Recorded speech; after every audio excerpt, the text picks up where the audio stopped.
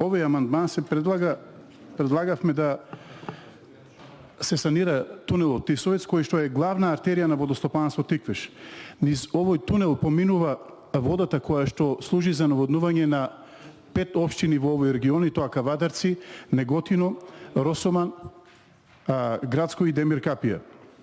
Во изминатиот период вршени се испитувања од страна на стручни лица во самиот тунел и констатирано е дека тој е видливо оштетен и има пукнатини низ кои што понира водата, односно каде што имаме загуби на вода за наводнување.